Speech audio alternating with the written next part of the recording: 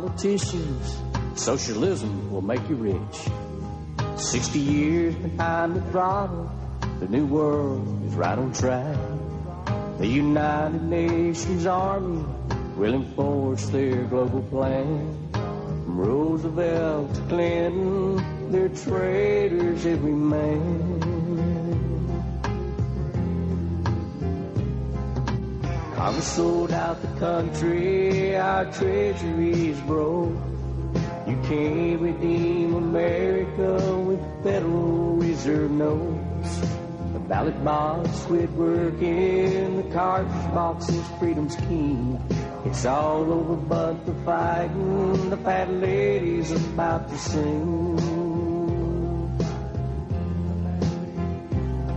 They stole our silver, they stole our gold, they took our steel, they took our coal.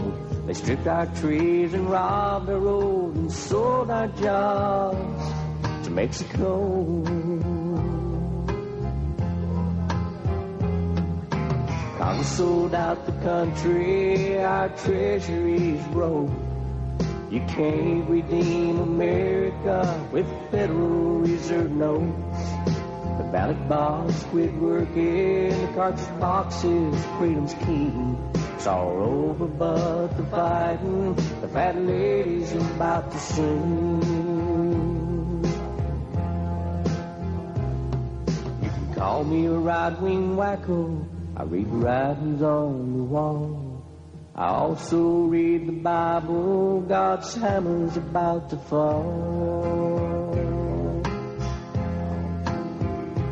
Sold out. The ballot box quit working, the fat lady's about to sing.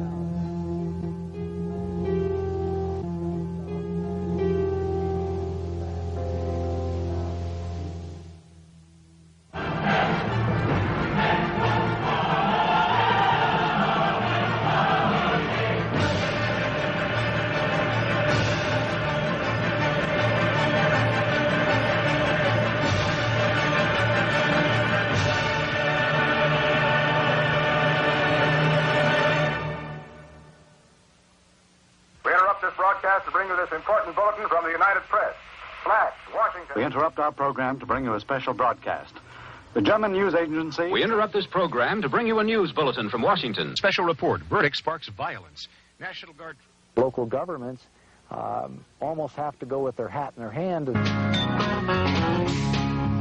Because we don't answer to the taxpayers or to your congressman, and we don't take no from anyone. We just want to take your land. Big Now we'd like to talk about that barn you plan to build out in your backyard. We have a special building fee. Just give us 40 acres free.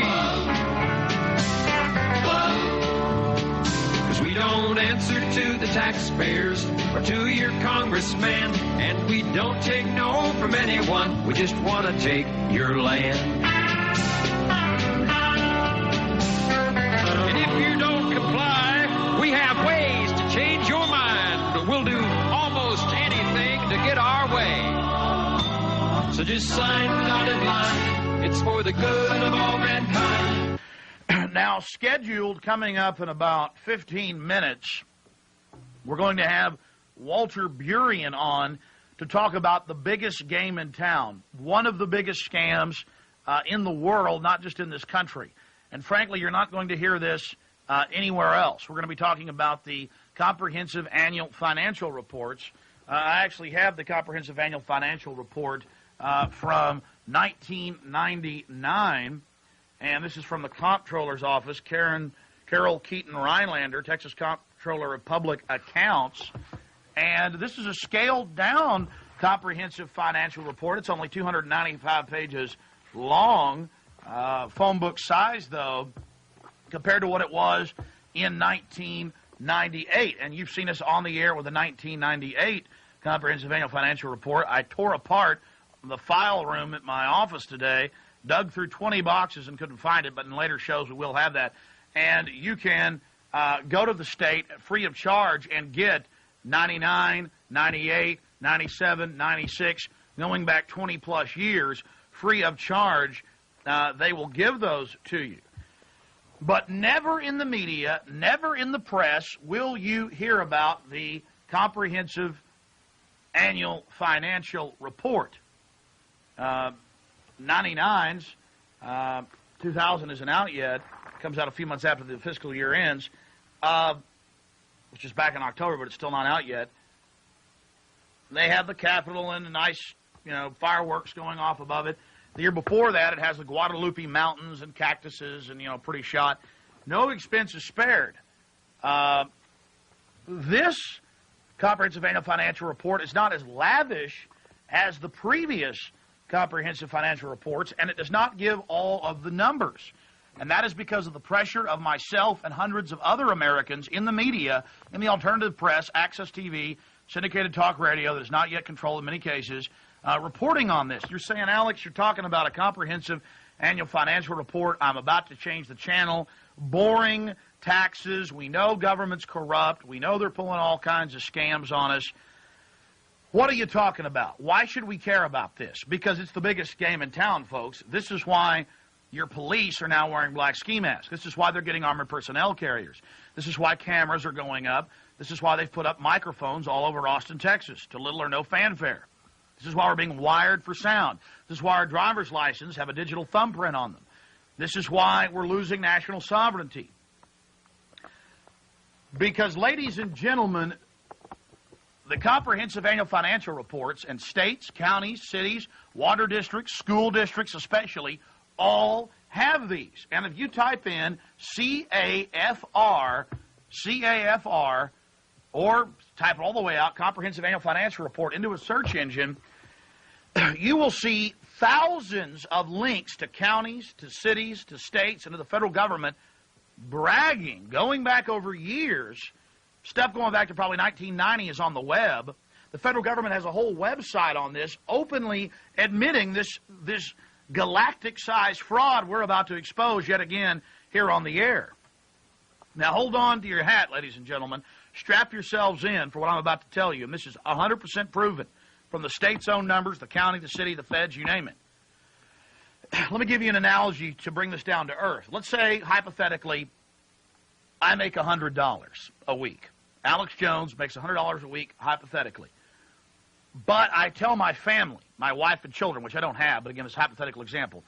I tell my wife and children that our budget, that we've got to stay on budget, that I only have on budget $2 a week. Now, I talk to my family. They see me doing bills. I put out a report on our finances every month. My wife reads it and looks at it. Absolutely amazing. She is thinking that we only have $2 a week to operate on. And I go over in a week. I spend $3. We're $1 on our budget in a deficit. We're $1 in the hole. What are we going to do about it? How can we stop this? We're in deep trouble. Honey, you're going to have to get a second job. I'm going to have to get a second job to pay for this. Now, I could have used $1,000 a week and said it was, I told my family that I have, $50. I'm using $100 because it's an easy number to understand. That's what government does. I didn't tell her about the 98. She doesn't know where I'm banking it, where I'm investing it, where I'm blowing it, what I'm doing with it. All she knows about is my budget that is $2 a week, and then I've gone over and then I'm in a deficit. And to pay off that extra $1 a week we're spending, because our budget's $2 and we spent $3, because she doesn't know about the other $98 that I really made that week, she's going to have to go out and get another job to pay off that debt. This is what the state of Texas, that Travis County, that Austin, Texas does. In 1998, in the Comprehensive Annual Financial Report, the state of Texas had a $435 billion surplus. A $435 billion surplus. It was right there on page 8, on page 7, on page 6, just like the 1999 version. Right there in their own report, ladies and gentlemen. Right there in their own report for the whole world to see. Every major media outlet gets a copy of this. They print up hundreds of thousands of them for the state of Texas. You pay for it. It goes out to all the major bond houses, all the major mutual funds, all the major companies like Xerox and Ford and you name it, Monsanto's. They all get it. This is the stuff that city managers and county managers and the financial directors talk about. This is the stuff they live, the stuff they breathe. They had $435 billion in Texas in surplus. And by surplus, I mean the Roman Empire had, had 1 million slaves at one time, but did they have a surplus? No, they always wanted more. Wino's got 2 bottles of whiskey, but is that a surplus? No, he always wants more. The point is, these aren't even surpluses to them. They want more. So back in 98, remember Bush was having the big fight with the Democrats on the surface over the $6.9 billion surplus. We had this huge surplus. Bush was bragging, look how conservative, fiscally conservative we've been. We have this surplus. And there was this big phony fight, and they finally decided to give back Texans $2.2 billion in sales tax cuts. Okay? This is what they did. I mean, folks, this is so simple it's hard to explain. So they were telling you about a $6.9 billion surplus, extra money, and then had a big fight over where it should be spent or if it should be given back to you, when they really had $435 billion that was profits on investments. And we're going to have Walter Burian on a little bit later. We're going to go into great detail on this. It's one of the biggest secrets around, just like the Federal Reserve, being private and having private stockholders and being run for profit. There are no reserves. You can't audit it. It's just there, printing the money, ordering the Federal Treasury to do so. This is the scam. This is the biggest game in town. This is how they're running the whole ball of wax. This is how they're ruling over us. And the big news is, get ready for this, that they own over half the stock market, that is state, county, city, and the federal government, that they own 70+% of Xerox, using an example, 80% plus of Ford. This is years-old numbers. They own the majority of every publicly traded company of any size. They own almost all of the stock in the Dow Industrial 30, the top 30 stocks. They own most of the NASDAQ. They own a large portion of privately held companies like Dell. They own a large portion of the stock that Gates hasn't turned loose of in Microsoft, in Intel. Motorola is almost completely owned by the government. This is the definition of organized crime. But yet they sell you at the city level when the city of Austin has billions of dollars of surplus. Capital Metro does. They're pulling in billions every year. They tell you got to have a tax increase or the schools are going to close. We got to have a tax increase or the potholes won't get filled. We got to have a tax increase or there won't be emergency radios in the fire trucks and EMS, in the ambulances. A patent, erroneous lie. Now you understand why government is so-called privatizing utilities and privatizing hospitals and privatizing roads and privatizing everything. Because they already own it all. Any sector they start privatizing means they own over half of it. Like when you hear out in California the big power crunch, whether it's because of privatization, the cities and counties in the state own 80%. That was even in the Associated Press today, of those power plants. Now, wait a minute. Before so-called privatization, it was actually privately held predominantly. Up is down, down is up, black is white, white is black. I want you to think about the magnitude of this. Because when they tell you that you've got to pay more taxes because of the deficit on the budget, that's like if I made $100 a week and I told my wife, our budget is $2. And that's all she knew about. She didn't know about the other $98 I'm making a week. All she knew about was the $2. We go over that budget of $2, she's going to have to get a second job because she believes that we're in the hole. When in truth, I'm investing and saving or blowing $98 a week, and she doesn't even know about it because in the economic world today, everything is budgets. Take the federal government, $34 trillion surplus. You count state and local and water districts and schools in surpluses, that is in liquid cash each year, profit off of investments. Profit off of investments.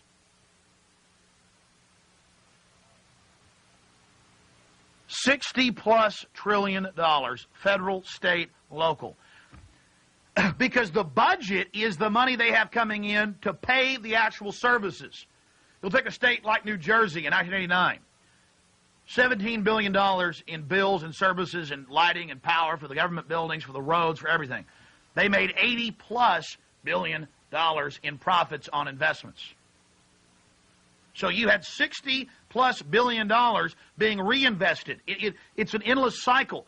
Within another 5 years, the government will own all of the stock that you do not privately held, and what the people hold is going to be such incredible peanuts compared to it, it won't even count. Now, how many of you knew that big companies, when they have stockholder meetings, have city managers and portfolio managers and folks from the National Association of Counties and Cities and governors there as the top people in that hall with that CEO up there? How many of you knew that people from Travis County, top officials, travel the country weekly to New York and Boston and Los Angeles and even here in Austin to go to these stockholder meetings and to see how their stock is doing? How many of you knew that? And here's the really big bombshell.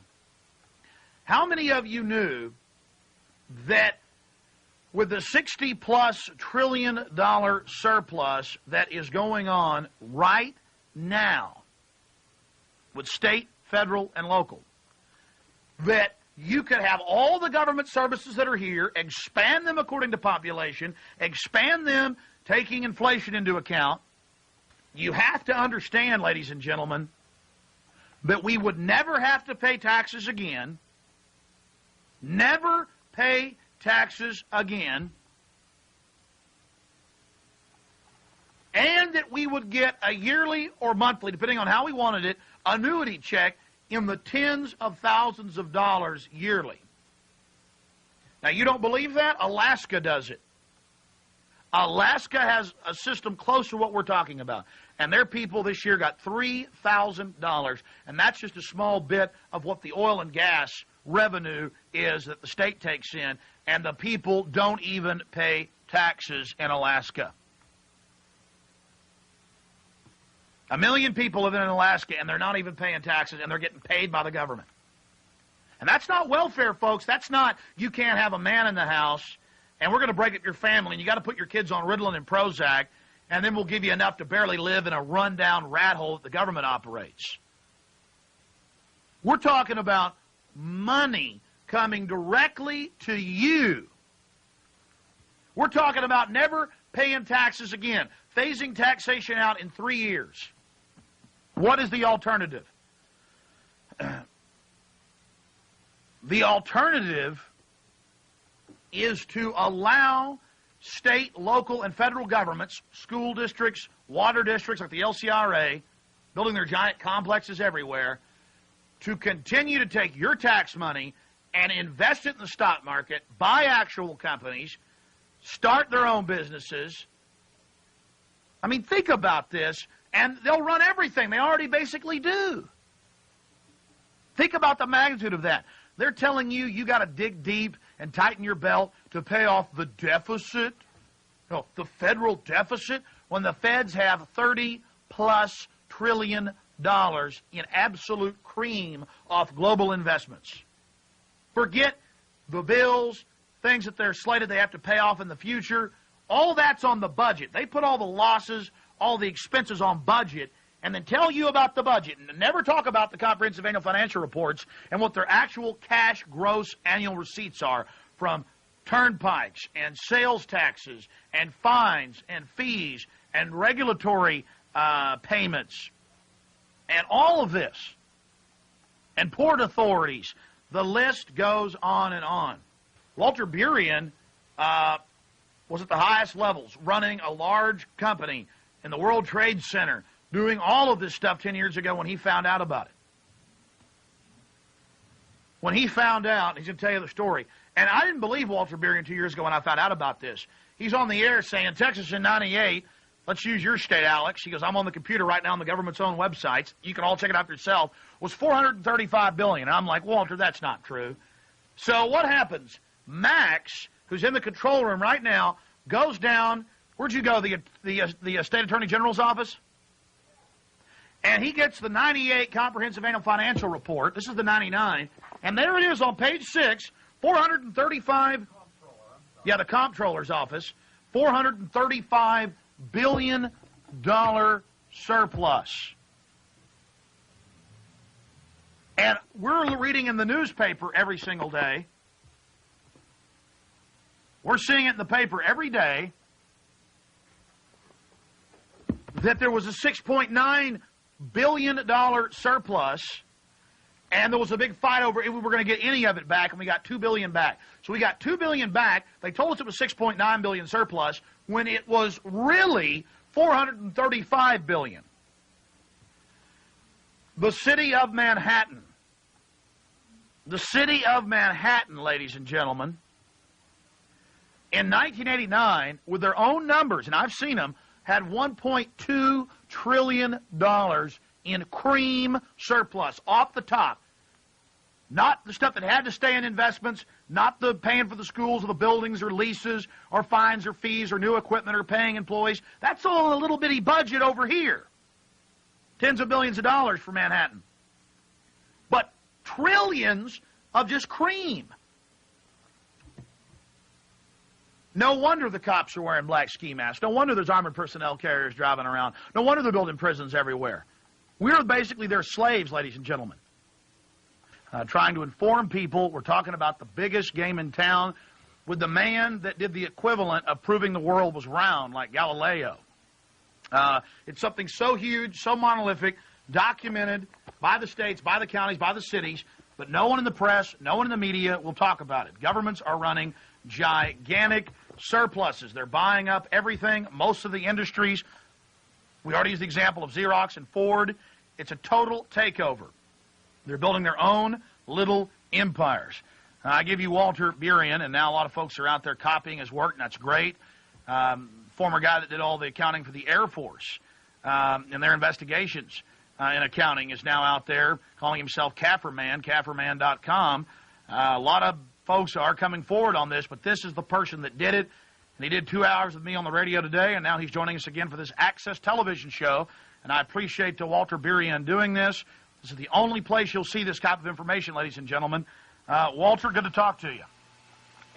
Good evening, Alex. Can you hear me? Yeah. Joining us from your home out in Arizona.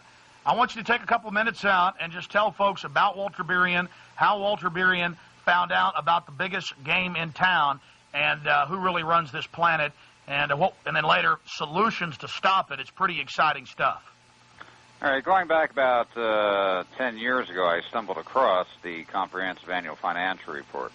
I was a commodity trading advisor, one of the first tenants of the World Trade Center back in 1978. Did a national news line coast to coast on commodities. Back in 1990, there was a governor who got elected by the name of Jim Florio in New Jersey. And he got elected on a no new tax platform. As soon as he got into office, $2.8 billion tax increase, the largest in the state's history. Well, the public was not pleased. And one of the local radio stations, 101.5 FM, two DJs, John and Ken, started doing rabble-rousing, taking calls from listeners on examples of waste and misspending. I was listening on the first 2 days, and I heard people calling in on examples of 5,000, 15,000. The highest figure I heard was 85,000. And I pulled out the budget report and looked at the billions of dollars that the state was dealing with, called into the radio program, and I said, come on, guys, you're missing the whole point. The state is dealing with billions of dollars. if there's fraud, waste, and misspending taking place, it's taking place on the tunes of tens of millions, if not hundreds of millions of dollars. And that was using the budget, where they try to give us tunnel vision to just look at the budget. That's what brought you into the comprehensive annual financial report. You started doing a little bit of your own rabble-rousing when John and Ken challenged you, didn't they? Correct. They challenged us to start an organization to repeal the tax increase. 10 of us got together and incorporated a group called Hands Across New Jersey. With the help of John and Ken, rabble-rousing 24 hours a day around the clock, we had our first rally down in Trenton, New Jersey. People converged from all the shore points in New Jersey. We had caravans heading to Trenton. 115,000 people converged on Trenton and shut the city down. But in the interim, I said I better start looking at the revenue, budget, and finance. Being that I was a commodity trading advisor, large numbers did not bother me. $1 in a billion, that's just a number. And I started looking at the budget report, and I noticed that all of the cash cow generators of state government, New Jersey Turnpike, Garden State Parkway, Port Authority of New York, New Jersey, no revenue shown on the budget report. I didn't see any large return from investment funds on the budget report. And I said they have to have a two-tier accounting structure here because I'm not seeing the complete picture. Now, the director of the budget, his name was Richard Keevy. He was on vacation until the following Tuesday of that week. I called his lower assistant, and the conversation went just like this. Hi, this is Walter Burey, and I'm working on a report for Richard. I have to have it done by Tuesday when he gets back from vacation. I need all the figures on the autonomous agency accounts, interest accounts, investment accounts. And he goes, oh, you want the comprehensive annual financial report. Bing, first time I heard that before. He goes, yeah, can you send me a copy? He goes, well, I don't know. You better speak to Mark, the next one down from Richard. I called Mark up. Hi, Mark, this is Walter Burey, and I just spoke to Jim. I'm working on a report for Richard. I have to have it done by Tuesday when he gets back. I need the comprehensive annual financial report sent to me right away. Got it that Friday. Being a bottom-line type person, I wanted to see what the totals were. Now, on liquid assets, investment assets for the state, in the comprehensive annual financial report, it was standing at about $188 billion. Now, I start looking for the total cash gross receipts, the number one question IRS asked in an audit.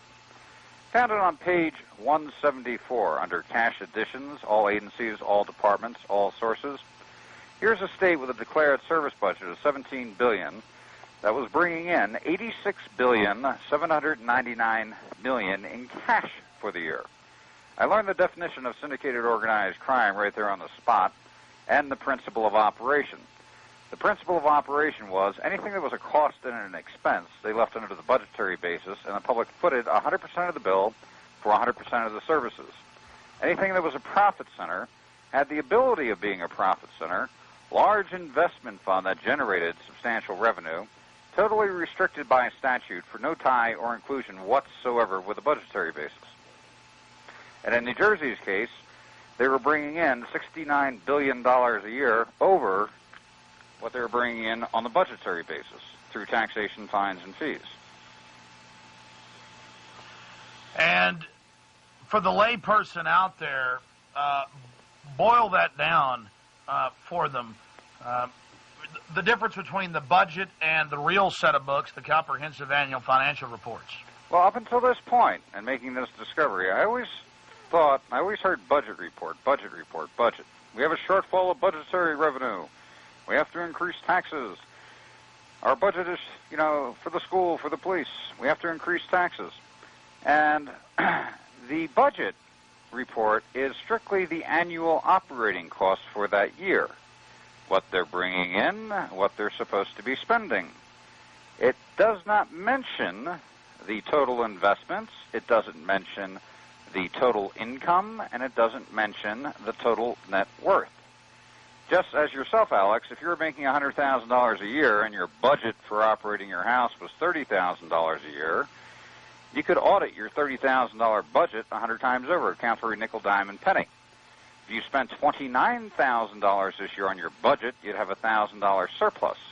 If you spent $31,000 on your budget for operating your house, you'd have a $1,000 deficit under your budget. And there's no discussion of the other $70,000. Correct. And also no discussion of your $1.5 million net worth that you've been building up over the decades. Never a mention. There are 3 words that a politician or the news media will not mention. Basic words. or expressions. The first one is, what is the total income? Gross receipts.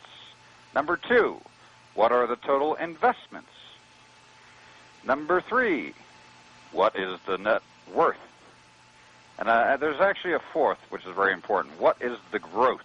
What has the growth been in 5 years, 10 years, 15 years, 25 years? Arizona is a good example. If you look at the 1984 Comprehensive Annual Financial Report, the state's service budget is $1.8 billion, and it shows total gross receipts of $2.1 billion, about a $300 million difference. 15 years later, going into the year 2000, a service budget reaching $14 billion and total gross receipts of $22 billion. So in the course of 15 years, a 1,000% increase in the revenue taken from the populace. That type of increase is unjustifiable by any means in a free society if it wishes to remain free.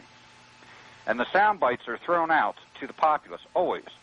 We have a shortfall of revenue for our school district. Look, crime, the little old lady's home, whatever. The politicians are using whatever sound bites they can throw out. They keep the public from looking at basic comprehension. What are the total cash gross receipts? All. What are the total investments? What's the total net worth? Never mentioned, never discussed. They always refer to the budgetary basis, as they, excuse my French, laugh their butts off all the way down to the bank every single day. We've allowed the vault door to stay wide open for the last 50 years. And by leaving the vault door open, in fact, with most people saying, vault? What vault?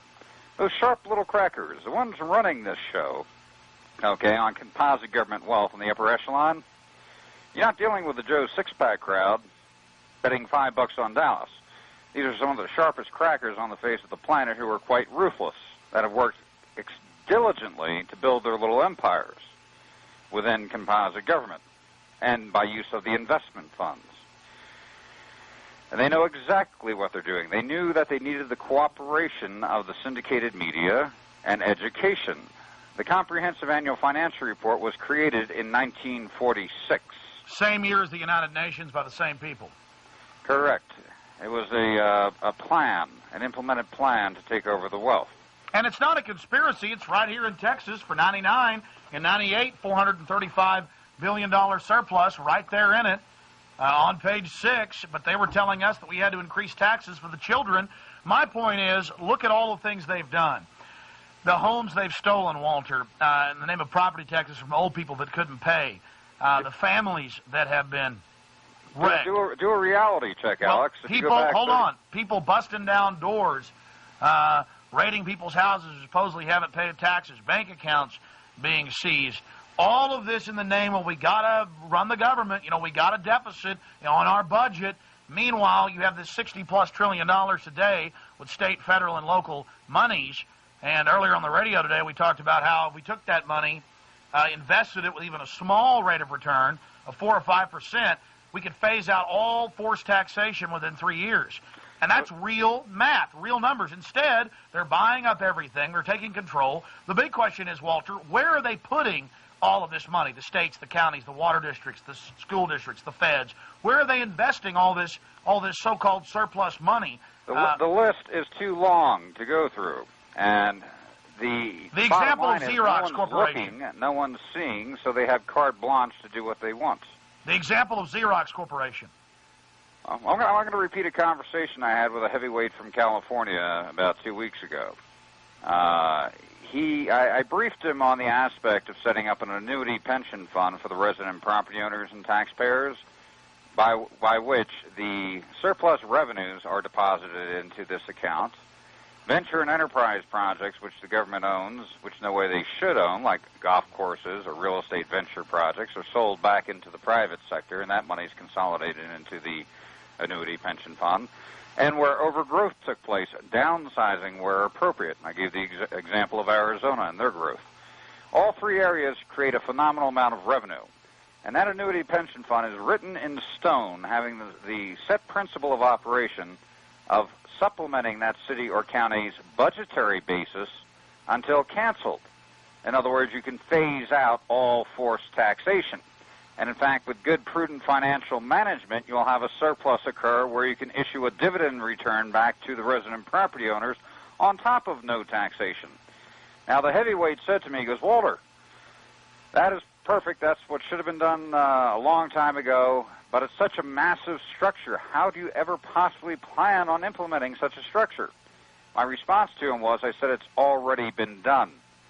I said, composite government pension funds are standing at $28 trillion. They generated $4.3 trillion last year.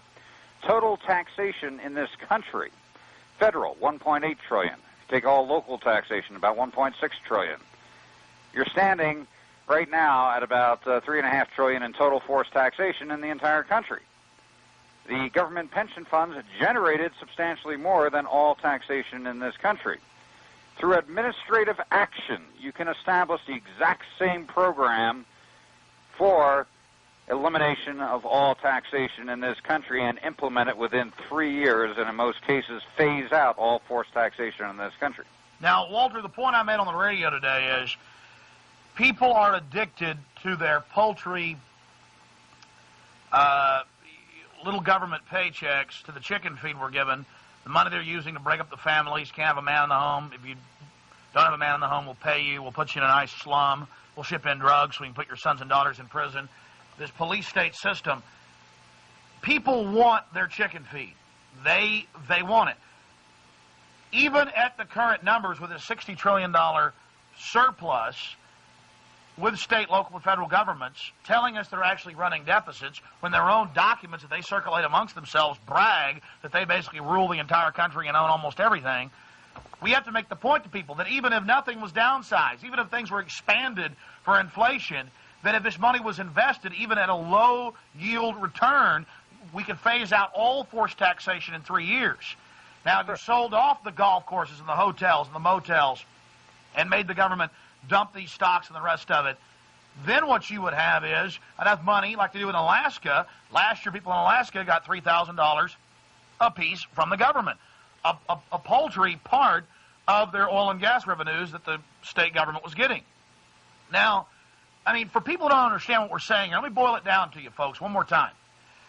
In 1998, now the county, the city, the feds, the water districts, the school districts, countless other government agencies, healthcare groups, all this stuff, that they're supposedly public, government, they're telling us that they have to increase our taxes because we're running deficits.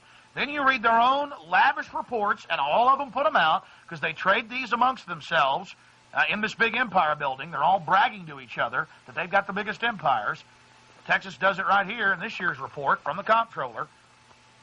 Not a word of the budget in here, folks. It's like me making $100 a week, but I tell my wife I make $2, and I tell her my budget is $2. She never hears about the $98. I spend more than $2. I spend $3. I say, honey, we're over budget $1. You're going to have to go get a job. And she goes, you know what? We got to tighten our belts. We will go get a job. Meanwhile, I'm investing that $98, or I'm saving that $98 every single week, and she never knows anything about it, and I'm taking her money and doing it. Well, we're the woman in the relationship. The government's the mean man here, to use popular nomenclature, and we're getting screwed. And the same folks that run the Federal Reserve run this system. And it is abominable. Walter, it's like on the radio today. We had a bunch of callers call in, and they still couldn't get over the fact that we have a deficit. Explain why they hype that up, the deficit pertaining to the budget compared to the real gross cash receipts the government's bringing in. Do you remember the example I gave to you on the phone when we were talking privately of you having two neighbors? Yeah. Can I give that example? Yeah, go ahead. Okay, say, for example, you have two neighbors, Bob on your right side, Jim on your left side. Bob comes knocking on your door. Alex, lost my job. I got to pay the rent. Can I borrow $500? And you're there. You're a nice person. You go, okay, here. Jim on your left side knocks on your door. He goes, hey, Alex, we're going down to the Bahamas this weekend. Drink Mai Tais on the beach. Do you want to come? We're flying out in my private Cessna. You're there. Sure, let's go. I can squeeze it in. You get back. Bob comes knocking on your door again. Hey, Alex, my wife's in the hospital. She's sick. She needs an operation. I need $2,500 or she's going to die. You're there. Okay. You give him $2,500. Jim on your left side knocks on your door again. Hey, Alex, we're flying over to Zurich for the weekend. Going to have breakfast. Do you want to come? You're there? Sure, I can squeeze it in. Well, you're going to watch Jim on your left side closer than a hawk waiting for what's going to happen next. Bob, you cringe if you think he's going to knock on your door. You don't even want to think about him. Government constantly keeps taking more and more and more, and they have the public cringing. I don't want to think about it. I don't want to talk about it. I don't want anything to do with it. I'll pay my divvy and forget about it until next year. And they kept perpetuating their game over and over again. And the tens of thousands of people involved within the syndicate, and it is a syndicate, a corporate syndicate, sat there smiling and laughing every single day all the way down to the bank. Now remember, folks, this is not speculation. We're building a website. There are dozens of other websites of people that have copied Walter's expose, which Walter's actually happy about. So you type in CAFR into the net, Comprehensive Annual Financial Report, thousands of links will pop up. 98% of them are government bragging. Here's our Comprehensive Annual Financial Report.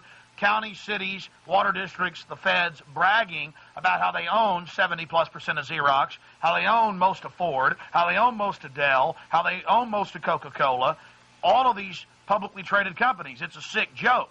So when you see that, I wanted to let folks be aware of exactly what that means so that they'll be able to write down. Back when Microsoft was having problems with the court, the head of the New York State Retirement Pension Fund for the state employees came forward saying, we think Microsoft is a good company, and we're not going to sell off our 78 million shares of Microsoft.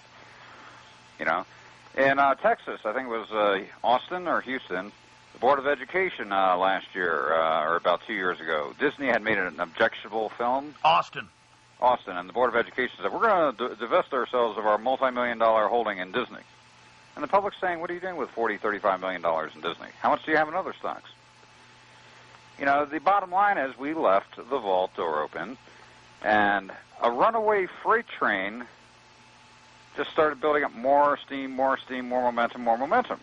And it's a law of physics that an object in motion will stay in motion unless acted upon by an equal and formidable force to slow it down.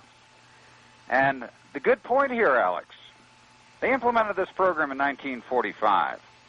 It took off steam full force in 1980. And in that time period, you'll see the growth within government probably 4, 5, 6, 7, 800% in some cases.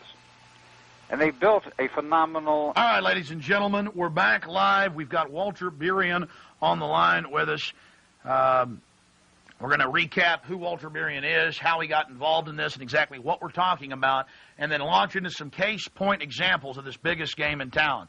I would suggest that everybody out there tape this show, spread the word. This is real news, one of the top 10 stories of the century. We just keep bringing it to you over and over again. To boil it down for you, simply, the government is running gigantic surpluses. But like Walter Berian says, when is there really a surplus? If the Roman Empire had 1 million slaves, they could always use 1 million more. The wino's got 2 bottles of Ripple. It's not a surplus. He wants more. They can't stop. The state of Texas has hundreds and hundreds and hundreds and hundreds and hundreds of billions of dollars in surplus. Total and complete surplus. This is the 1999 Comprehensive Annual Financial Report. In the 1998 one, it clearly shows $435 billion surplus. Also shows numbers around that in the 99 version. Anybody can get this from the comptroller. If they try to refuse, Walter Berian will tell you places where you can. It's free of charge. Everybody should know. Go to the library. They'll have these. But you never hear about it in the press. You never hear about it in the media. You never learned about it in economics in college, did you? You heard about the budget, the budget, the budget. Going back to an analogy. I make $1,000 a week. I tell my wife I'm only making $100 a week. She sees me on the personal computer doing my budget on Quicken, QuickBooks, whatever. I tell her, honey, you're going to have to get a second job. We spent $150 this week. We're $50 over budget. Oh, dear, we'll lose the house. Oh, dear. Oh, dear, we'll lose the new car. Oh, dear, we won't be able to go see, the family at this Christmas back in Chicago. Meanwhile, I'm going, because I've got 900 extra a week I'm socking away. And that number goes up if I made $1 million a week. And I only told you about 100,000. It'd be the same if I made $1 billion a week. And I only told you about a couple million of it. It would be the same if I made $1 trillion a week, and I only told you about a couple billion of it. And we have these huge discussions and media debates. And it was in the Statesman a few days ago that Texas Rainy Day Fund only has a few million in it, 80-something million. We need tax increases if a recession is coming. It's all about control. When the state of Texas, in their own books, public record, but the media is so controlled, are running gigantic surpluses. The state of Texas, all other 50 states, every county, every city, every water district, school districts, they're all in business, ladies and gentlemen. We're talking to Walter Burien. Walter, recap. What you just said there, I just thought of the perfect story from the past. Going back 10 years ago, Jim Florio, when he got elected on his no new tax platform and then had a $2.8 billion tax increase, he decided to go on a 2-week tour of the state every day, stopping at a new location and talking to the public. As the incorporator of Hands Across New Jersey, the largest tax protest group in the state, I managed to get down to his first location. It was Pete's Deli in Hamilton Township. Now, they had arranged for the entire syndicated media to be there. ABC was there, CBS, NBC, CNN, 150 reporters. And I sat down with Jim Florio and his wife at the table to have lunch for 45 minutes. We talked. Every network camera was hovered in over our heads. 150 reporters with handheld recorders going, shoved in all around the table. And you were a top Security and Exchange... commodity trading advisor. Yeah, commodity trading, big company up there doing a national deal. You took the challenge, a local talk show host, to talk about abuse, found out that the budget isn't 1/10 of the story. You've had this big rally, 115,000 people downtown. You're starting to learn about this stuff, and you're sitting there talking to the governor. It's the governor and his wife and myself with every single reporter and every single camera trained on us. And I used this one example. I said, Governor Florio, myself as a financial advisor, if I had a stock issuance and I sold 100% of the stock in my company, and I made a $10 million profit this year, and I disclosed to my shareholders I made a $1 million profit, number one, that's misrepresentation. Number two, it's fraud. Number three, I'd be in jail. I said the state of New Jersey is conducting business as usual, doing the exact same thing, and they've enacted statutes to allow them to do what would be totally illegal for a public corporation to do. Now, I thought he'd try to skate around a response to that and go off in a different area. All the reporters are sitting there up on their toes going, ooh, ooh, ooh, ooh. And Florio's response, I did not believe it. He looked back at me and said, I know. I've been trying to do something about that. They never let him out in public again. They canceled his entire tour, and not one word in the media. Now, I've called around. The media gets the county, the city, the state, the federal.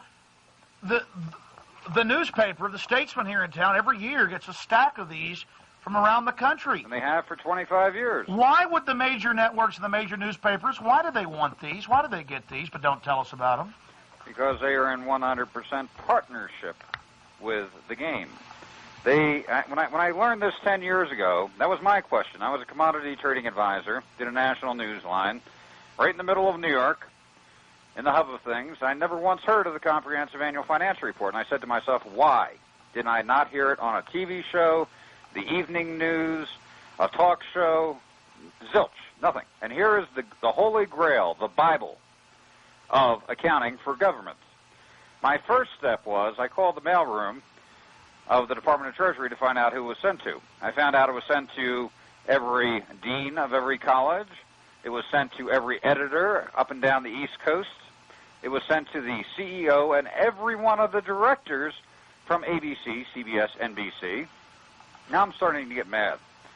I then found out who it was sent to for ABC and NBC. I called their departments, and the conversation went just like this. Hi, this is Walter Burien calling from the Department of Treasury in New Jersey. We've been sending you our comprehensive annual financial report for the last 14 years. How many other states are sending you their report? And ABC was getting it from 38 states. NBC was getting it from 36 states. Now I'm getting mad. I'm starting to see a cooperative effort for non-disclosure. I then asked myself the next logical question. How much is the syndicated media making from composite government sources? You know, up front you would think of, federal grants, public education grants for media broadcasting, service commercials, city, county, state, federal. That was a substantial portion of the syndicated media's income. But then, realizing that composite government funds own the primary shares of major Fortune 500 companies, such as Xerox, over 78%, Motorola in the 60s, IBM, AT&T, they own that stock, and through the proxy votes, through the investment managers, they can exercise demands over those corporations on who to use on the marketing campaigns and the advertising. So they can direct more money to the syndicated media. And this is why when we watch ABC, CBS, NBC, they have the same story with the same talking head looking the same, with the same advertisers in the exact same order every night, because they give us 3 different brands of the same slavery. Ladies and gentlemen, this is not speculation. I have in my hot little hands the Comprehensive Annual Financial Report for Texas for 1999. Now, Walter, you, almost a year ago, when we first talked live on the radio, and you've talked about 40 million people since you got in your disclosure. I'm going to go through all of that, bringing all this forward.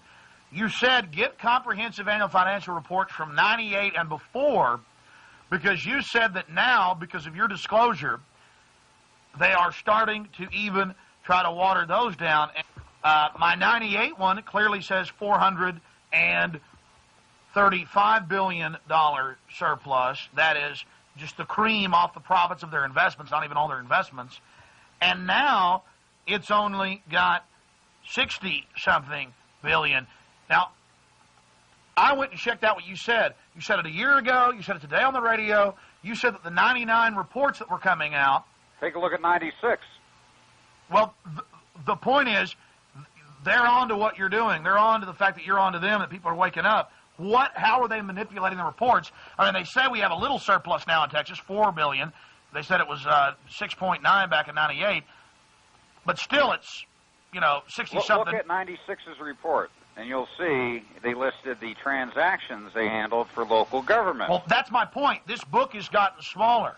This book isn't as lavish, and you've been talking about that. How are they manipulating the comprehensive annual financial reports because the news is starting to get out? How are they now cooking these books, too? When I came up with disclosure, originally, 99 and prior, it was required to show all investment revenue, all income coming in from all sources in the combined financial columns. As of 99, they changed it to showing all investments revenue, all income, all revenue coming in necessary to meet obligations. There's a big difference. So that's like saying, again, back to a budgetary manipulation. I need $500 a week to run my household, so I make my budget $500, and everybody focused on the $500 when I'm really making $2,000 a week, hypothetically, and then people get wise. My wife gets wise that I'm really making all these thousands of dollars I'm not telling her about. So I go, it's all right, honey. Here are those books. See? And then I only show her enough of the money, enough of the surplus to say, oh, I just had this in reserve in case I needed it. I'll give you a key example from 10 years ago. As I mentioned, education is included in this game. Now, in the New Jersey's Comprehensive Annual Financial Report, it showed consolidation of the state universities and colleges under one financial column. I noticed right off the bat they had $8.5 billion in liquid investment funds. It showed that they made a $1.1 billion profit on their investment funds, for the year, bringing up their total to $9.6 billion. Are you with me? Yes. My next question in logical progression was, I wonder what the total tuitions are paid by all students attending college and universities in New Jersey. That was listed also, $644 million. So right off the bat, I said to myself, they made a $1.1 billion profit on their investment funds. The total tuition base for all students was $644 million. I said the kids could have gone to school for free for the year and gotten paid to go to college. Now, what actually happened that year was they cited a shortfall of budgetary revenue and had a 7% tuition increase. This is back in 1989. Now, that's just with a university running a scam. Let's talk about some of the smaller examples. You used a case in a small county where you live in Arizona now. Tell us about that. An example regarding... the health care. Oh, that was in Tucson, Arizona, Pima County. A couple years back, the health care program, citing a shortfall of operating funds, said that they're going to have to cut back on services and turn away people unless they had a $6 million tax increase. They were supposedly $6 million short. So they presented to the public for a $6 million tax increase. Now, you know, they forgot to mention they were short $6 million for the year, and the $6 million would be every year thereafter. But the public, saying we can't turn away the sick and the elderly, voted on the $6 million tax increase. Well, a federal auditor, retired of 30 years, he looked at the health care program's financial statement. He called me back immediately and said, Walter, they invested in one shot $35 million in the local government investment pool. By investing $35 million in the local government investment pool, that's what created the $6 million shortfall in their operating funds. If they had not invested $35 million with the local government investment pool, they would have had a $29 million surplus for the year. So, again, the classic thing we hear on the local news in Austin, got to have a massive, $300 million tax increase or bond proposal for the schools or they'll be shut down. Got to spend all the tax money for Capital Metro, a few $100 million extra year, or that'll be shut down. We got to spend a few extra $100 million, or there won't be potholes getting filled and emergency radios in the ambulances and fire trucks. This is the same thing all over the country. I've seen the stories. The people go, I'm paying a lot of taxes. I'm in the hole. I may have to sell my bass boat. I may have to get into the college tuition because all these property taxes and sales taxes and all these other fines and fees. But damn it, we'll do it for the kids, for the old people, for the education, for the potholes, when they had money to pave the streets literally in gold. And they laughed all the way down to the bank. So boiling it down for the simple minds out there, and I'm not being sardonic, I'm not being patronizing to you, condescending, but I have to be honest with some of the viewers. They're going, but we got a huge deficit. Federal government's got a $5 trillion, $500 billion deficit. I heard it on the news. Walter, the numbers I've crunched draw the government's own sites on the Comprehensive Annual Financial Report. Anybody can go there on the web. Federal government. They don't hide this stuff. They just know the media won't cover it, so you won't listen out there. They've got this $30+ trillion cream at the top. $30+ trillion cream. Just with the federal government, the states and the counties and the cities have more. This racket is everywhere. You talk about Pima County in Tucson. That was just with a hospital fund from the city where they spend, invest this $30+ million, so they have a budgetary shortfall of $6 million. Don't tell you about that. With the federal government, we hear all the time, well, we have this deficit, so we got to tighten our belts. We have to have a tax increase. We can't even have a tax cut. That's really what's driving this fraud, is people thinking we're in financial trouble when there's really giant surpluses. What's driving the fraud is the easy ability to build phenomenal empires just by structuring it and implementing it with the public sitting there saying, is there something going on? Not having the foggiest clue. And being that the public left the vault door open for the last 45, 50 years, phenomenal empires have been built, large and small. Well, I want to explain something that we closed the radio program today with. And we've got plenty of time now. You're going to be with us for probably another 40 minutes or so as we tape this program. But the point I wanted to make here is, Walter, I didn't believe you 2 years ago. I went and I checked this stuff out. You're a conservative guy. You're in there about the numbers, the facts, financial planner. Commodity trading advisor. Yeah, commodity trading advisor. You're sitting there looking at this. It's so big. It's like an elephant in the living room. It's hard to even discuss. It's like the simplest things. A lot of people can't even grasp it. But you said it. And you know, it's funny. I'll have the CEO of Taurus Firearms on, the fourth largest gun manufacturer, and I'll say, Mr. Morrison, are you aware that the United Nations is taking over the gun manufacturers and that this UN, that this attack on the Second Amendment is from the UN? He goes, yes, I've been at State Department meetings. I thought he would laugh at me. This is a major CEO of a $100 billion company. He says, Alex, he says, it's absolutely amazing. He said, they're coming in, and I've been at tables with the UN at the State Department with other CEOs, and they say, we're shutting down the gun manufacturers. Either you join us and sell out to us, or your business is gone. It's all over for you. Andrew Cuomo of HUD threatening him, threatening all these other CEOs. He said it was organized crime. He said he thought he was in Nazi Germany. Mm-hmm. Then you talk about how in 1946, 1945, same year the UN is set up in this country runs the New World Order. It's not coming after us. We are it. We're the slaves right inside Rome. That they set up the 1313 patch out of Chicago, same year as they set up the UN, to formalize and standardize the National Association of Counties, the National Association of Cities, the National Association of Governors. And in 46, they created the Comprehensive Annual Financial Report. And then they created the Comprehensive Annual Financial Report. So it looks normal. It looks standard. Hey, everybody's doing it.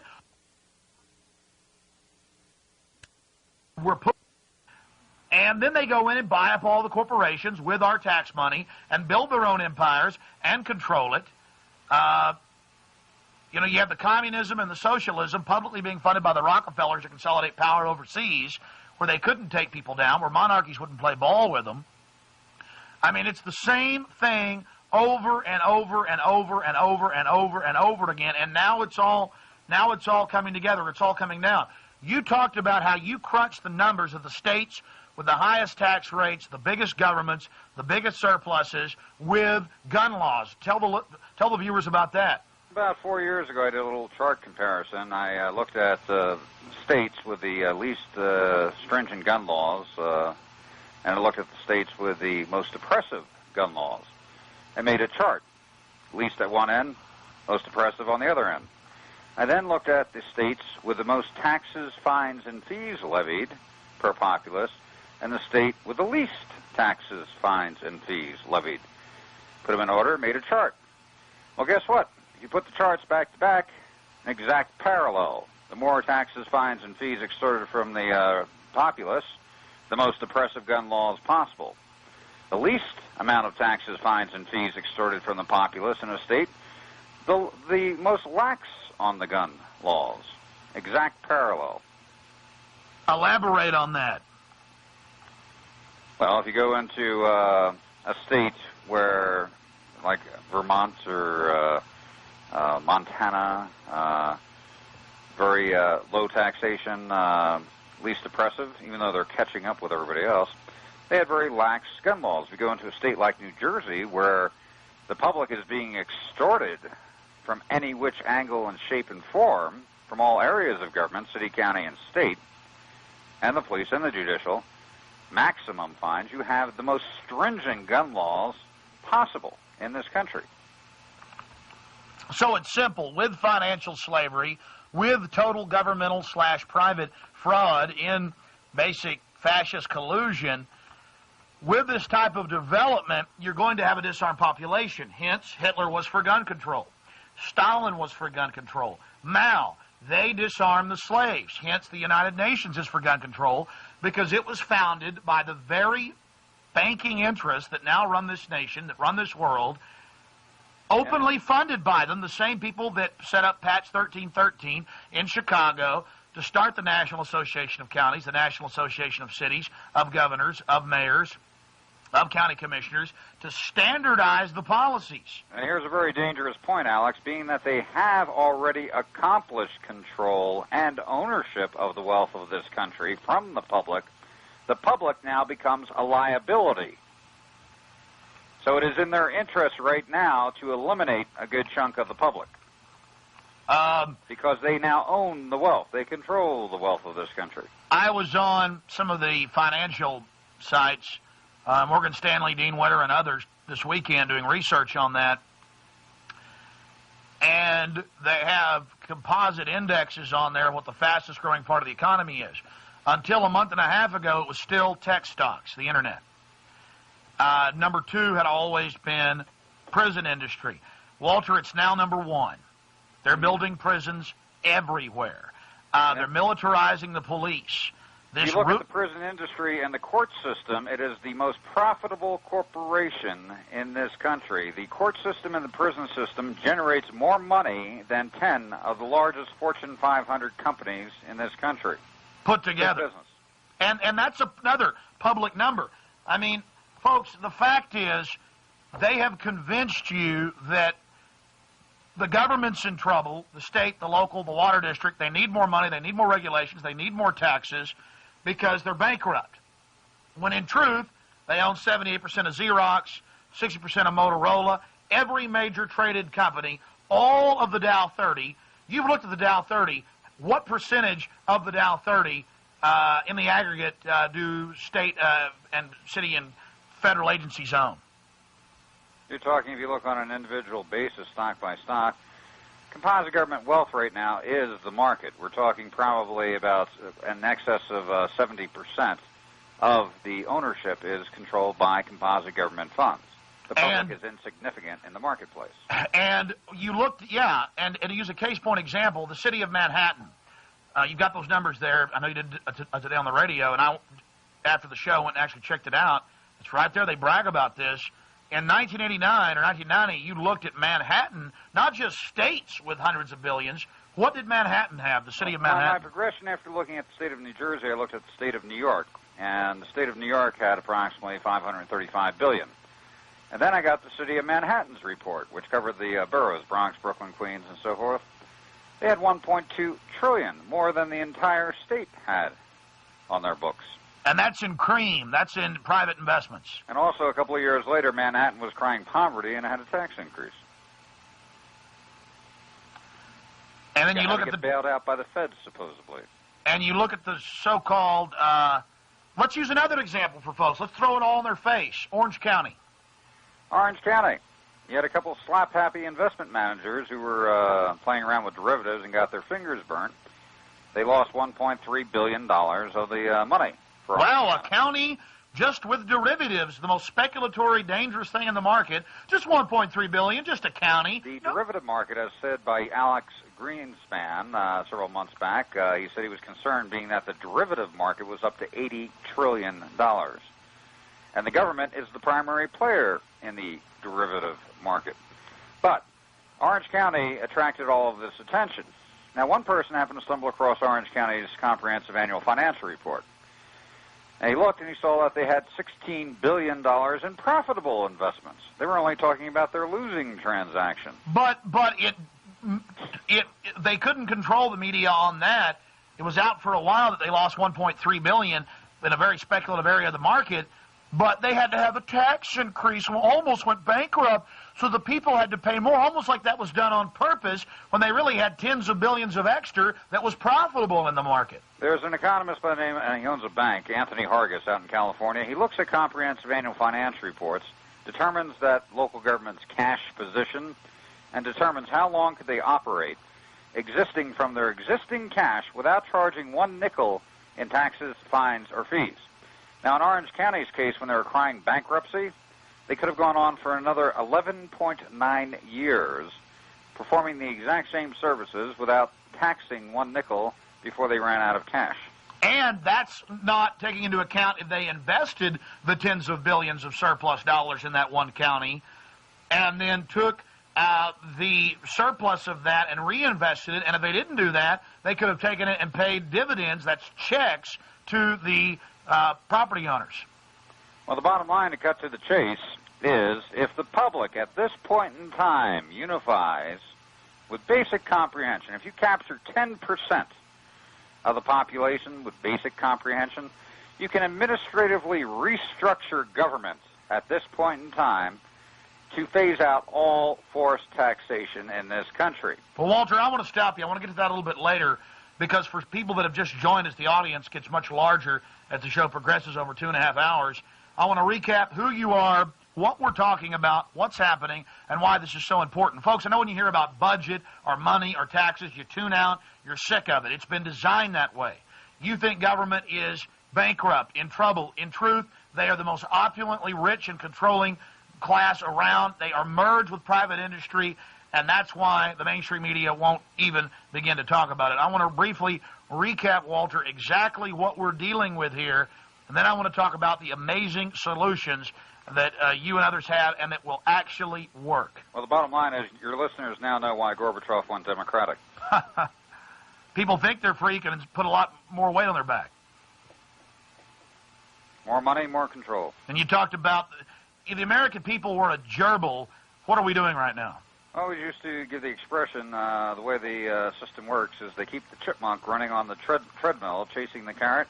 As through trickle-down economics, they provide just enough revenue to keep the chipmunk running at optimum proficiency as they tap off 80% of the energy produced.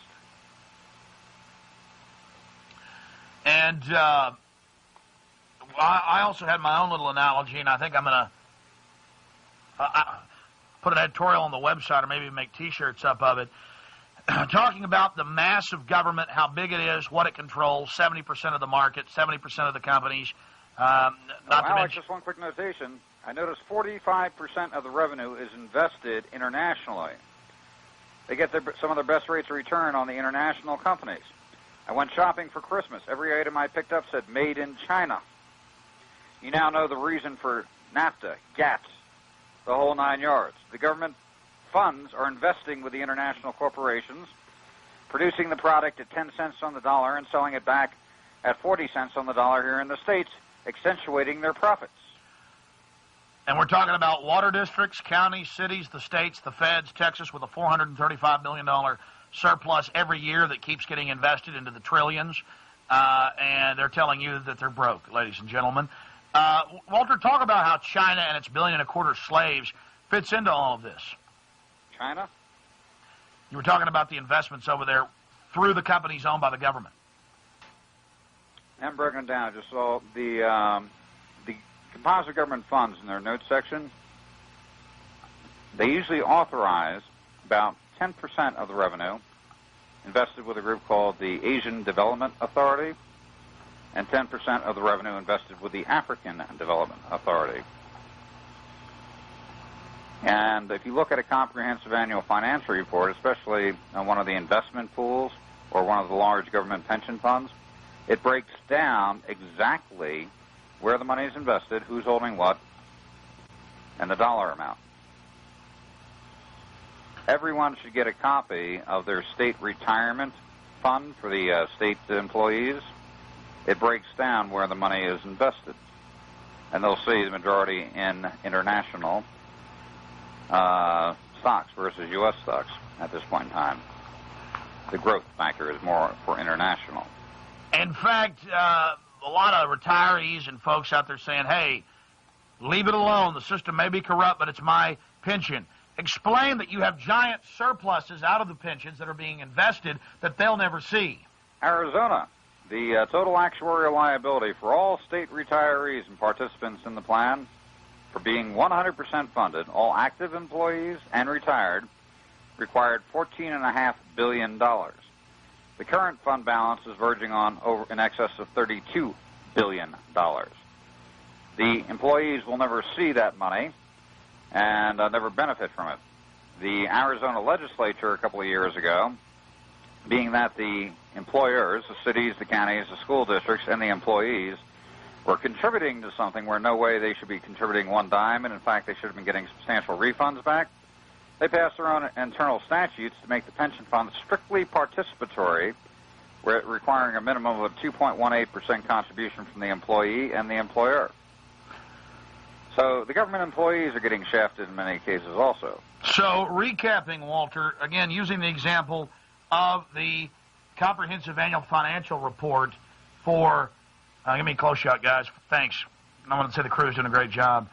For 1999, and then you look at 1998, $35 billion surplus. Carol Keaton Rhinelander's own report right here, and you count all the counties. What is it, 100 of them in Texas? Get your hands on 1996. In the notes section, it shows the transaction the state government made for local governments. They show $1.8 trillion in transactions for local government. And that's nationwide. No, that was state of Texas. State of Texas. 1.8 trillion. Why? I've got some of the past years. This is the last one that's out in 99. Why are the reports getting smaller and smaller now that you've been exposing them? And how do we get that other information that they're now cutting out of them? You have to look at a prior year's comprehensive annual financial report and see where certain areas all of a sudden get clipped or disappear in their entirety. And then you have a lead list to say what happened to these funds, where can I see the accounting? And that's all because a successful commodities trader and financial advisor in New Jersey found out that the whole thing is a giant stinking fraud 10 years ago. I started talking about it 3 years ago. I made a documentary film and has done hundreds of radio interviews. Now, suddenly, I remember years ago, Walter, you could call and get one of these pretty quick. Sometimes they'll give the runaround. You have had a massive effect on others by talking about this ad. We need to keep pushing viewers. We're talking about budgets. We're talking about comprehensive annual financial reports. You're saying boring. Walter, recapping before we talk about the solutions. For people that have just joined us, explain the difference between budget, and how that's drilled into our head, and the comprehensive annual financial report. Well, the beautiful point... Explain the fraud to people, why this is the biggest game in town. The beautiful point here is that being that the government, for the last, since 1945, created this structure to take over the wealth, and they were successful. They have done it. So we're talking $60 trillion in composite liquid investment wealth held by federal and local governments. That's a phenomenal increase in 30 years. Now, on the composite government pension funds, they generated $4.3 trillion last year. Total taxation in this country in 1999 was approximately $3.6 trillion, federal and local governments. So composite government pension funds generated substantially over total forced taxation in this country. Now, can anyone see, with simple administrative action, restructuring composite government through consolidation of the surpluses into an annuity pension fund set up for the resident property owners and taxpayers, sale of venture and enterprise projects, which government now owns, but they shouldn't, like golf courses, amusement parks, real estate ventures. Hotels.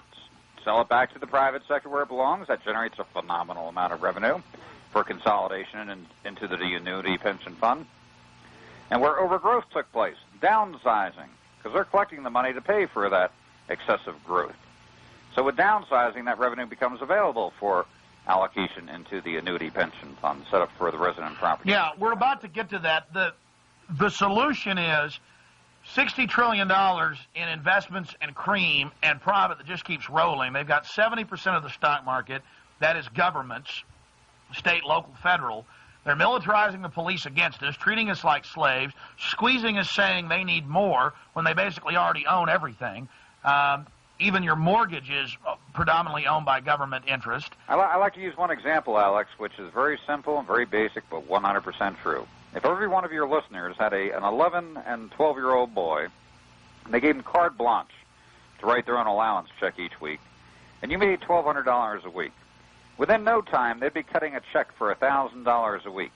And if you told them you were going to cut them back to $800 a week, they'd kick, they'd scream, they'd holler, they'd use any logic available to them to justify how an 11 and 12-year-old boy could not survive on $800 a week.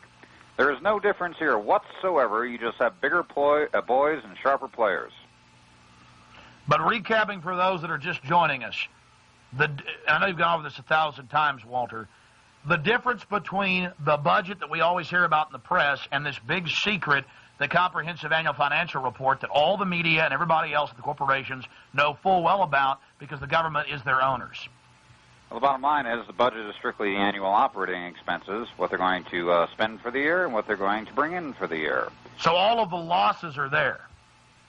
The expenses for operating government and what they're going to tally and tax the public to perform these functions. And people think that the budget is the whole financial universe of government and private industry, but in truth, it is the Comprehensive Annual Financial Report.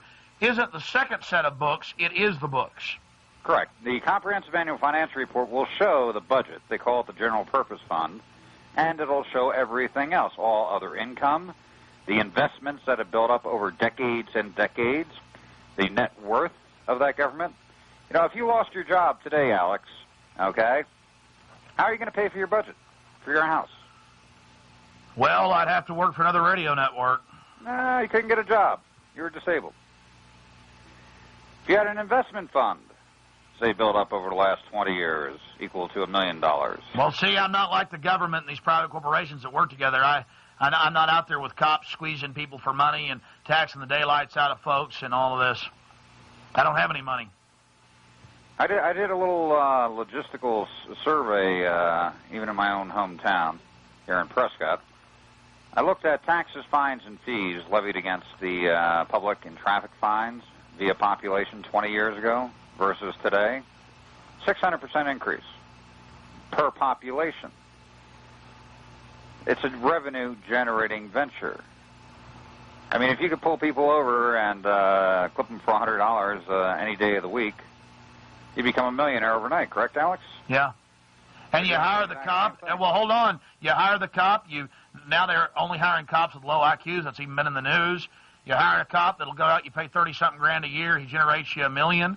And you just expand and hire more cops. You got the people begging for more cops for some reason when we got more than we ever needed. The number of cops has doubled in the last 8 years. The number of prisons has doubled. The prison population has doubled. People are still begging for more, begging for more, begging for more. Government owns everything. They're expanding. I go back to, you now know why Gorbachev went Democratic. Talking about these empires, these water districts, these city councils, these county commissioners, how do the politicians and the minions running these little empires, how do they themselves profit out of this scam? I'll give you an example from Arizona. Yavapai County, there was a border supervisor, a guy by the name of Feldmeyer, came into office about 9 years ago with a disclosed net worth of about $85,000. He's currently up to over $8 million 10 years later. He made most of his money on land transactions. His latest venture, he bought about 1,600 acres in Prescott Valley. After he buys the property, it was a ranch land with one access road on one side, another access road on the other side, but nothing connecting. And 1 year later, the most beautiful access road goes right through the property. Now, the county fairgrounds and racetrack, which was built 100 years ago, which was too small to handle the need for services, they had to move. Guess where they're going to move? Right next door to his property. Guess what's going up on his property? To the new golf course and condominium complex. Where's the money coming from? The county bank, run by the boys. They'll pull out $5 to $7 million on that venture alone. And that's just one little county out of hundreds of counties in this country. And there were a lot of people complaining about him, so there were two groups that started a recall petition against him. And they were the regular, public tax protest groups, and they were slowly getting signatures for a recall. He gets his best friends to start a third recall petition against himself. They immediately get all the signatures required, being that they're well networked, and complete the signature requirement. And then they go to the Superior Court judge, his best friend. I'm an elected official. I can't have 3 recall petitions against me at the same time. You're going to have to invalidate 2 of them. Guess which 2 they invalidated? The citizens' recall petition. The third one started off by his friends. Guess what happened to that? Got dropped. Dropped, correct. The game is absolute, and we're talking millions of dollars. It's not the Joe's six-pack crowd betting $5 on the football game who's going to win on Dallas. These guys have worked hard to build their little empires. You know, if you went to a cocaine dealer and said, I heard you were dealing $5 million of cocaine this year. Is that true? Oh, you're crazy. I've never even touched this stuff. I don't even know what it looks like. You know? They're going to perpetuate their game. There's a lot of money involved here. And you talked about how using the Orange County debacle, the feds have now streamlined and make the counties and cities and school districts and water districts funnel their money through their gates. How does that feed into this? Well, the largest investment pool was the pension funds. And back in 1981, the Fed sent out a transmittal letter to the local governments, by the way, there's 85,000 separate corporations in local government. They sent out a transmittal letter saying, you in local government have very odd and peculiar rules regarding the management of your pension funds, which would keep you restrictive from using such trading vehicles such as derivatives, options, advanced forward currency transactions, puts, calls. This costs you billions of dollars each year. CalPERS, which did very well for the California pension funds, have reorganized under a national program, which we recommend you participate with. Under this program, you will not be restricted to not using derivatives, futures, calls, puts, and options, and thus you can benefit. So in 1981, they created the Mega Market Makers accounts through consolidation of the government pension funds. If you look at the exponential growth in the Dow from 1981 forward, you now know why. Composite government was securing their open interest and takeover of the marketplace, and now they're working on the international marketplace. How does the United Nations fit into this with the desertification treaty that the Republicans accidentally passed after Clinton signed it? They didn't mean to give the United Nations 70%. Let's go back. Well, they gave them 70% of the control over 70% of the land in our country, 100% of it. That's public record now, folks. October 18th, 2000 passed. I thought it was bad 4 years ago, the UN taking over the national parks and monuments. How does the United Nations fit into this? Because the same big bankers that set up the UN are now giving it control over our country. Why is that happening? Let's go back to 1945. There was two pesky little documents that existed in the United States which protected the populace. We had the Bill of Rights and the Constitution. This kept the powermongers from having absolute control over the people. Well, let's create the United Nations, 1945. Corporate headquarters, New York. Let's pay 65% of the dues for all of the member nations so they will participate so we can give some kind of validity to this organization. We don't care if we give them a loan and they default on it after they pay their dues. The IMF will pick up the tab. So here we have the United States boys creating the UN. Now they are giving authority to the UN for judicial, administrative, military authority, property, because the UN is not subject to those two pesky little problems, the Bill of Rights and the Constitution. Thus, the boys controlling the show now have a vehicle they can use, the UN, to control the populace of the United States that is exempt from constitutional law and the Bill of Rights. And on the screen, we're going to put up Infowars.com that has the desertification treaty and other details and links directly to Congress at Infowars.com for folks to check that out. And I am building a site with Walter Burian's information on Infowars.com about the comprehensive annual financial reports, and that will be up sometime next week. And if you just type in CAFR, CAFR, into a search engine, you'll get thousands of links to government websites bragging about how much money they have and how much stocks and bonds and how many companies they own. It is empire building. Keep in mind, Alex, they have perpetuated this empire, and they are growing unabated. They have accomplished their objective, the complete financial takeover of the wealth of this country. All right, recapping. The public continues to fund it. Recapping, Walter, microcosm, there's counties, cities, states, the feds, cappers. They only tell us about the budget in Texas. Oh, we had a $4 billion surplus in 99. We had a $6.9 billion surplus in 98. We have this big phony political fight between the Republicans and the Democrats, the same people at the top, the same committee people, fighting over how much of that. Hold on. $1 billion surplus going into the year 2004. Yeah, fighting over how much of a surplus we'll have, how much they'll give us back in tax cuts, when really in 98 they had $435 billion. The point is they don't need more money. They don't need more taxes. Taxes could be completely phased out. Now, Walter Burian, give us the solutions of how this problem could be fixed here in the next 10 minutes. Well, as I mentioned, I talked to a heavyweight in California and briefed him on the proposal of setting up an annuity pension fund for the resident property owners and taxpayers at a city level, county level, and state level, whereby the surplus revenues are deposited into. The venture and enterprise projects, which no way government should be owning, are sold back into the private sector, golf courses, the whole nine yards, phenomenal assets, which they should not be owning, and where overgrowth took place, downsizing I gave the example of Arizona, 1,000% increase in 15 years in revenue taken. With those three areas, you create a phenomenal investment pool of funds under this annuity pension fund for the resident property owners and taxpayers. It is written in stone that the principle of operation of this fund, and you get together with a few financial planners and some of the top investment banking groups to write a prospectus for that city, county, or state, having a guideline for phasing out all forced taxation and having the local government operate from that fund, okay?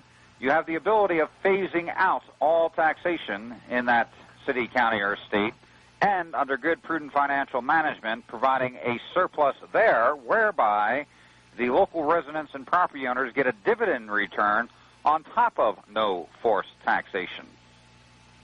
It can be done all across the country. What is required at this time is to get a model up on the playing field. Target one city, one county.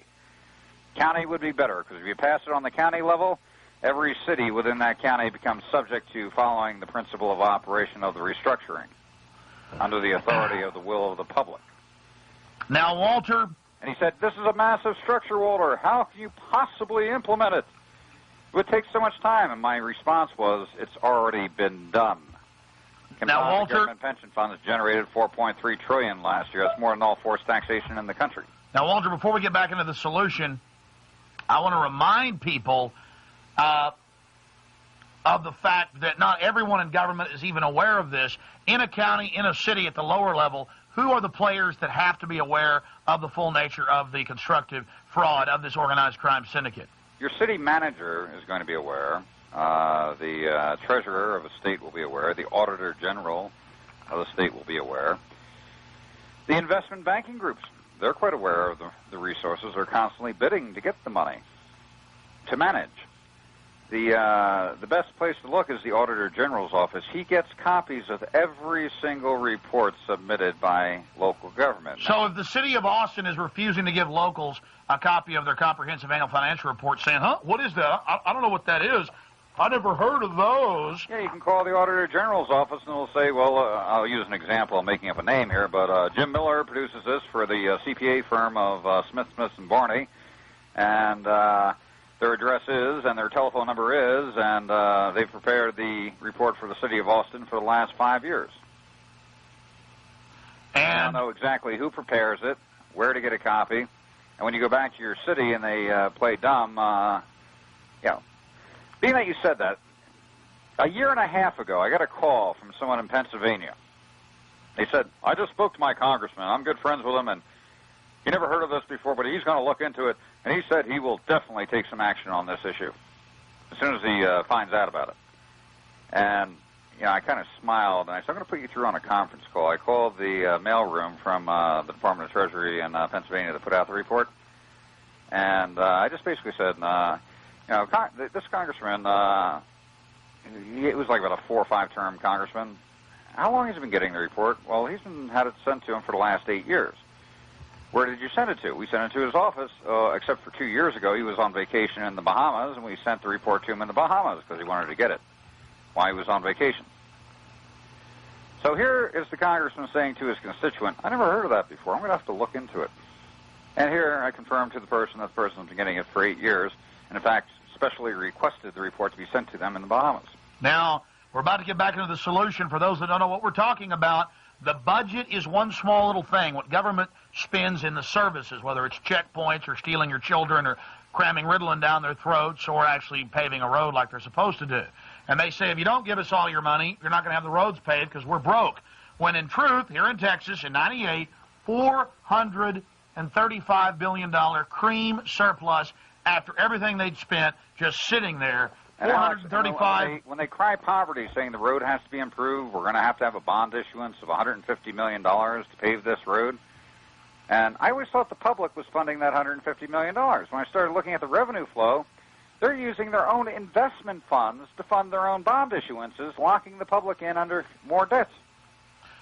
Now, Walter, getting back into solutions, if we had people that could take over a county, and let's say a smaller county that only had, 200 million, 100 million in surplus and investments, How would it work? How would people do it? I mean, if you walked around and gave out prospectuses and showed folks, hey, this is the county's real surplus, let's vote in good people, let's get those fraudulent voting machines out of there, with our county clerk here in Austin who's been caught several times doing it, Annette Dubois, let's get control of the county. How do you, because the people need to know this is real. They're taking the money for themselves. How do we get the forced taxation phased out and get dividends, checks every month sent to the people with this tens of trillions of dollars they have in surplus? Let's use a county that has $100 million in surpluses. They have approximately $300 million in venture and enterprise projects, which can be sold back into the private sector. Okay, now we're standing with $400 million. Composite government pension funds, Washington did 23% last year, Oregon 22%. We're talking on about $50, $60 billion. So let's say a nice average rate of return of 15%, conservative figure. Okay? Close to half of what they're really getting. That's $60 million a year on $400 million. Now, say, for example, the county's operating budget right now is $55 million. Okay? And you're generating $60 million. You just satisfied the entire budgetary requirements, which means you can phase out all forced taxation, and there's a $5 million surplus. That you divide among the 120,000 people that live in the county. Correct. And as the fund grows, say, for example, you're coming up with a surplus, you keep a certain amount of your surplus to let it grow. And you can actually get quite a nice little dividend check back if you have prudent financial management within that local government and perform all of the normal functions of government. Forever with conservative investments. And we're standing at a crossroad, Alex. We have a runaway freight train, and if it continues on its current course, we're facing 1,000 years of subserviency and subjugation. 1,000 years. Yeah, these empires are militarizing, building prisons, county cities, the feds here in Austin, the states. They just built a $93 million justice center. You can't get into it. The stairs aren't for your use. There's one elevator, lines of people, cops with submachine guns, black uniforms, combat boots, barbed wire, prisons everywhere, armored personnel carriers, cameras, microphones hanging out of the trees. They're militarizing against us. And why are they doing that? They're protecting the empire. I mean, the Roman Empire did the same. Every empire that's ever existed on this planet has done the same. They use the populace. The populace revolts or objects. Then they get more strong-handed with the populace. In fact, what they do is, if the populace objects, they will take more revenue from the populace to make the populace weak, so they cannot object. And currently, right now, I hear people screaming all over the country. They're being raped financially, losing their houses, their jobs, everything else, and being threatened with being put in jail if they don't pay the extortion tariff. Yeah, I know people in South Austin who are retired, who have like maybe $30,000 in the bank they saved. They have nothing. They have one old car that barely works, and the IRS says, hey, you owe us money. Well, no, I don't. Here's we don't want your receipts. Give us $10,000 now and we'll leave you alone. Oh, we're just taking your house. They have a heart attack. Then they get it all. I mean, and it's in the name, well, we gotta, pave the roads and gotta have defense. Well, the course in the road right now, the other path is 1,000 years of prosperity. The true meaning of the word millennium. We're at a crossroads. We either go into total subjugation or we go into total independence. We're telling you that they didn't have any money. They were telling you that there was a small surplus, and then we had this big phony fight over who would get little bits and pieces out of it. I mean, ladies and gentlemen, they're taking over. They own most of the stock market. They almost own everything. Do a search on the net for CAFR.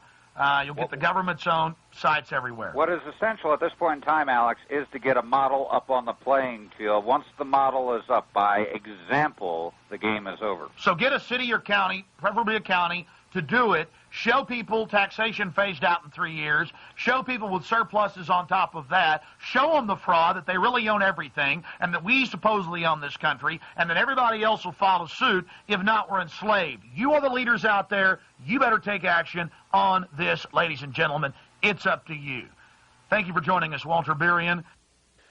And then there's the government always telling you, turn in your guns, everything's going to be fine, everything's going to be wonderful. Oh, we had to take those old retired people's home over there in the working class neighborhood. They didn't pay their taxes. Everybody's got to tighten their belt. Well, here is a former Treasury agent, Joe Bannister.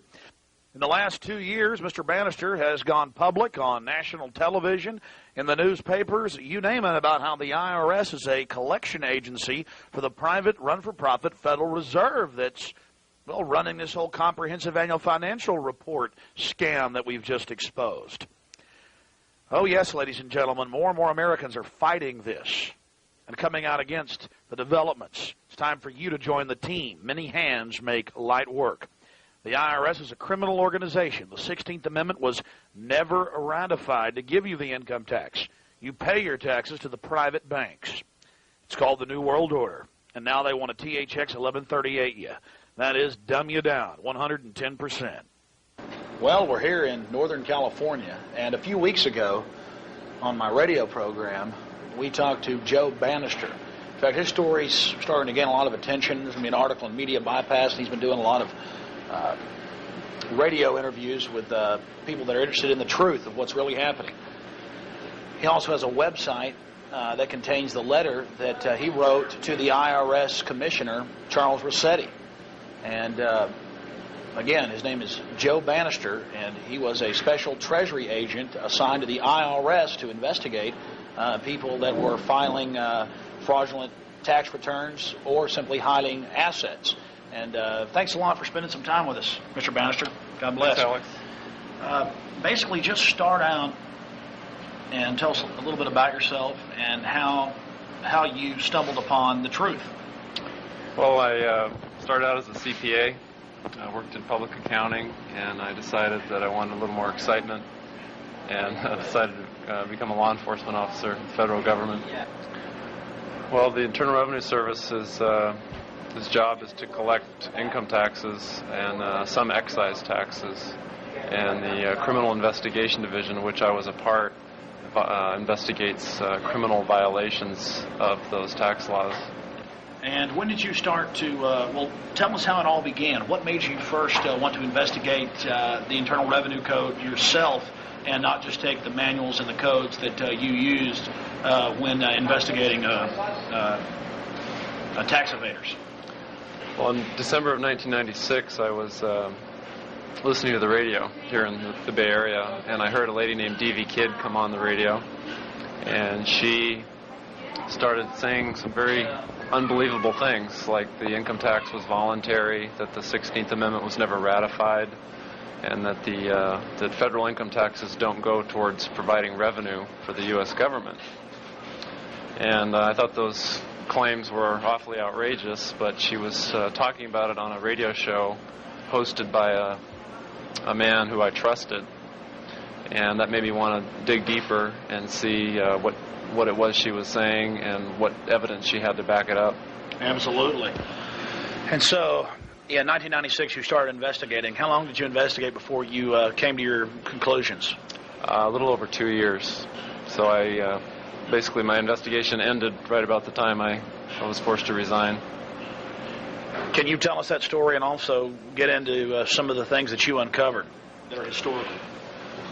Well, I'd say after a good year and a half, I basically in my mind came to the realization that all her claims were correct, that in fact the income tax was voluntary, although it sounds kind of strange to be saying that because we all know that people go to prison, they lose their homes, they have their wages garnished. But the reason that the IRS constantly refers to the income tax as being voluntary is because of our U.S. Constitution and the severe limitations that are placed on the federal government's ability to tax us. So there are only certain forms of constitutional taxation. That's correct. That our income taxes do not, provide revenue as I always believed they did. It's more like a cash advance type system where the federal government borrows fiat money from the Federal Reserve, and then our income taxes are used as a vehicle to pay interest on that debt. Well, the printing of the money, another thing that I found out, which totally surprised me, was that they print the money, and there's no value to it, and they, in a sense, print it and out of nothing. They make it out of nothing, simply because they have the power to force us to use the currency. And it's kind of like a rat in a maze. And we never question the maze itself, never think outside the box. And that's why you're rare. Well, more and more people are in government standing up, because it's becoming more and more clear. But it's still rare in the IRS, Mr. Bannister, for somebody to actually pull back and see this. What was it like, let's say, a year into your studies? Because you say you studied for about 2 years before you finally made your decision with the evidence. What was it like about a year into it? It was very difficult, because I took the job thinking that I could use my financial skills to fight crime, go after the bad guys, and I did. You know, money launderers, drug smugglers. One particular case was even featured on America's Most Wanted, so I was really enjoying myself. So it really it shook my belief system to its very foundations, and was really very difficult for me to continue doing the job and excelling at it, because my mental state was difficult, you know, to go to work every day, even though I wasn't daily, you know, arresting tax evaders or people that didn't file tax returns. I wasn't personally doing that, but I still just felt it was very difficult to just go through the day-to-day process of the job, knowing what I was finding out, and not because you found out that you were putting people in jail for something that the very system itself was doing. At least the agency as a whole was doing that, and I felt that sooner or later I needed to start speaking out publicly, because I felt, you know, clearly a tax can only be voluntary or mandatory, and if it is voluntary, then it is wrong and illegal to prosecute, harass, seize money from people who don't volunteer. Where does the money go? They throw this fiat money out there. We take the money up, and correct me if I'm wrong, we put labor into it, we work to attain it, and thus they steal our labor. In a sense, that's correct. I mean, for quite some time, I'd hear D.V. Kidd talking about, you know, the Federal Reserve and how we're slaves, and I didn't really understand what she meant. But when you really spend a little time and educate yourself on the way the process works, it's really very simple economics. And I don't have an economics degree or anything like that, but you can eventually see that when the source of the money supply is a bank, and the destination of the money supply is a bank, and the controller of the money supply is a bank, and the interest rates, that's total, complete monopoly. It's a money trust. You basically have you can't get out of the slavery. You can't get out of the constantly increasing supply of money, which is another thing I noticed and never really thought about, is that although they constantly will tell you that we're trying to keep inflation under control, we're trying to minimize the effects of it, if you look at it over a period of decades, it's always going up. It never goes down or disappears. It's basically on an upward tilt forever and ever and ever. The economics of it, eventually, it ends up destroying the economy and the people in it. You have to ask yourself, why would this global system want to do that? It's just all about power. It's modern colonialism. Well, again, it's economic slavery, and it's something that it took me till the age of 35 to go out and do my own personal investigation to understand how it works. I never learned it at the university, didn't learn it on the CPA exam, didn't learn it in the Big 8 accounting firm, and certainly didn't learn it at the IRS. That's right. You went to one of the biggest and best accounting schools. Well, I worked 3 years at KPMG Pete Marwick, but I never was taught. I had to go out and learn it on my own, and luckily D.V. Kidd was on a radio station that I gave some credibility to. If I had heard her just on a street corner or at a meeting somewhere, I probably would have just kept on walking. I mean, just basically, is there anything you want to say to the people in Austin, Texas, in Central Texas, people that tape this show and send it out to friends and family as well? I guess the only thing I would say is I've seen evidence of an orchestrated campaign of painting a broad brush over people like Alex who really are telling you the truth. And I was one of those people that thought these were all kooky ideas, but I've come to realize that they are very true and very serious. And I'm very afraid for my own family, the Americans' ability to make a living, to have a country that has a manufacturing base, to have a future. Our country is close to being destroyed economically through the banking and monetary system. And it's about time that people realize that they're being lied to, and they should start listening to people like Alex, because he is telling you the truth. I've checked it out. And then what happened when you tried to show this to your superiors? Well, there came a point when I realized that what I had to do was consolidate all of my evidence and facts into a central location. So I decided to write a report, and it's very similar to what I do in the Treasury Department, which was I'd investigate an allegation, I'd go out and interview witnesses, gather evidence, gather documents, follow the paper trail, and then summarize all that evidence and present a report to my superiors, which would either recommend that the person be prosecuted or recommend that the investigation be discontinued because there was not enough evidence to sustain a prosecution. So I put that evidence together, and I submitted it to my immediate superior, and I asked that it be submitted right up the chain to Commissioner Rosati. I realized that what I was doing was going to rock the boat quite a bit, but I also knew that I had checked every one of these facts out and was over 100% certain of my findings. On February 8th of 1999 is actually the day that I submitted my report, and I asked that the commissioner or his designee commit in writing within 30 days to review my report. And I was only asking for a commitment. I didn't say I want all the answers in 30 days. Just commit to me. You'll look at it. I'm a federal law enforcement officer. I'm sworn to support and defend the Constitution, and I really see some serious constitutional problems with the federal income tax. So that was February 8th. February 11th, it went to my boss's boss. And from February 11th to February 17th, it went all the way to 1111 Constitution Avenue in Washington, D.C. And that's Rossetti's office. That's where Rosati, his office is, as well as the Assistant Commissioner for Criminal Investigation.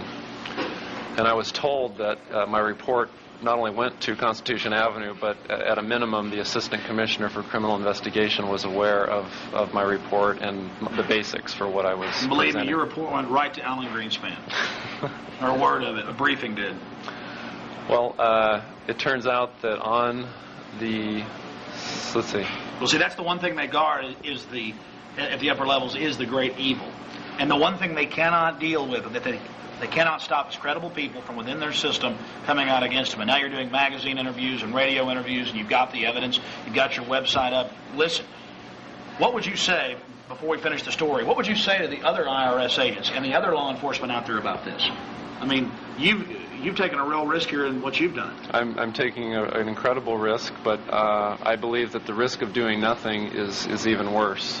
What federal law enforcement officers need to realize, as well as every state and local officer, is that the laws that the IRS agents are enforcing, they shouldn't be enforcing.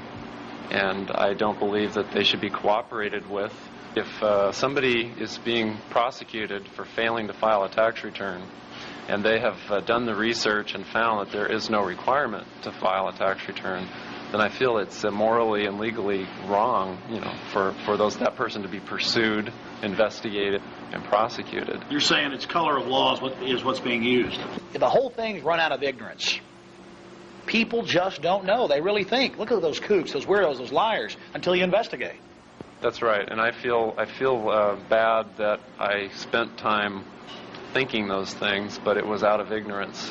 And now that I've researched and found that a lot of those claims are actually true, my hope is that law enforcement people will start trusting the citizens more than they have, And the citizens, hopefully when they see more law enforcement officers being honorable about these issues, will start to trust law enforcement again.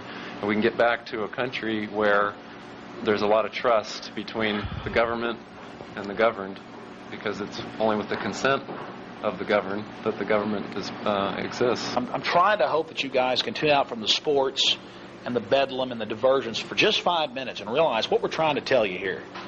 What we're trying to wake you up. I mean, this is some scary stuff. I mean, I'll pay taxes. I've said this 100 times. But my gosh, let it go to me and my family. Let it go to the country. Let it go to defense of this nation. Let it be honest and based in a strong, good nation.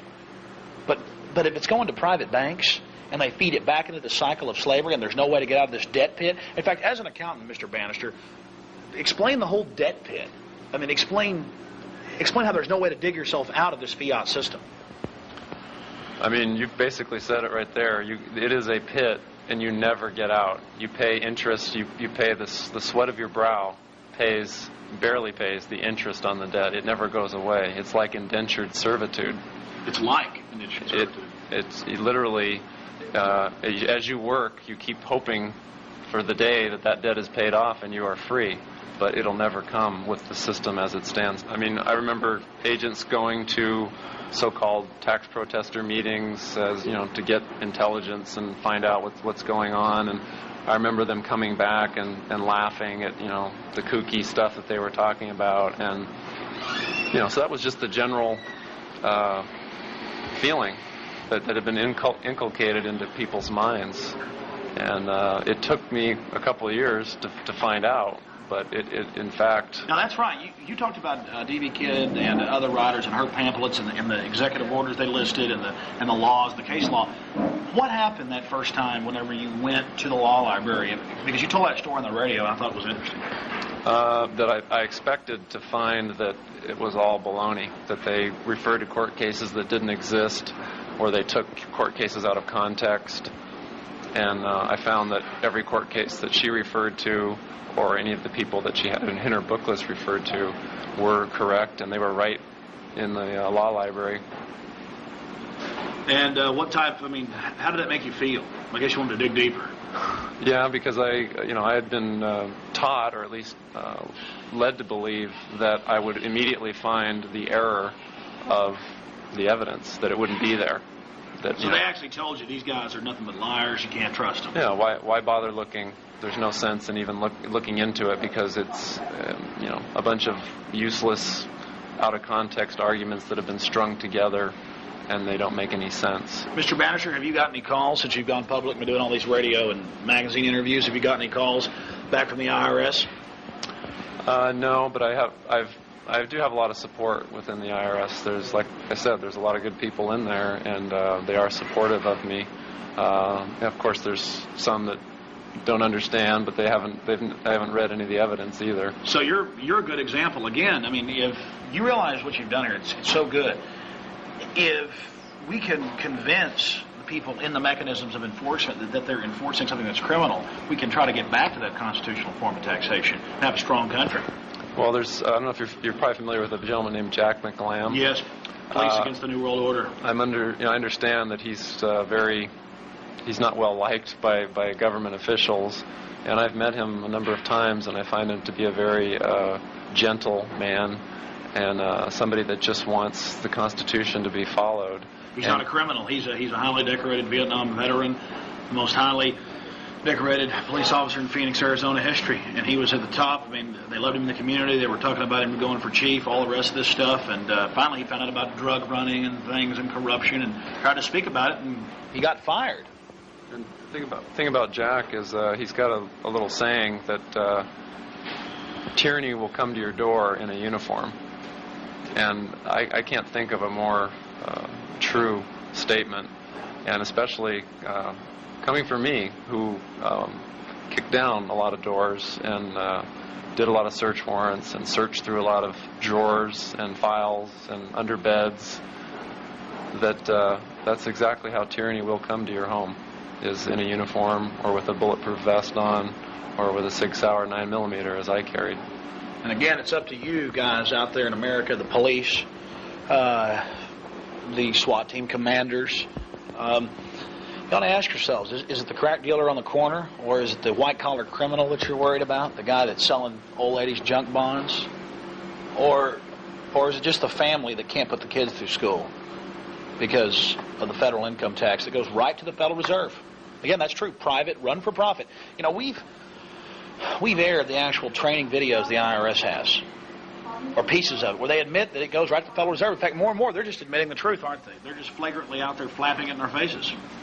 Well, a lot of what I found is, actually all of what I found is publicly available, and I mean, the number of times that you see the word voluntary in the IRS manuals and in their pamphlets and booklets and instructions, I found it to be incredible. So the king has no clothes. That's what I found. In fact, I think that's what we'll call this piece.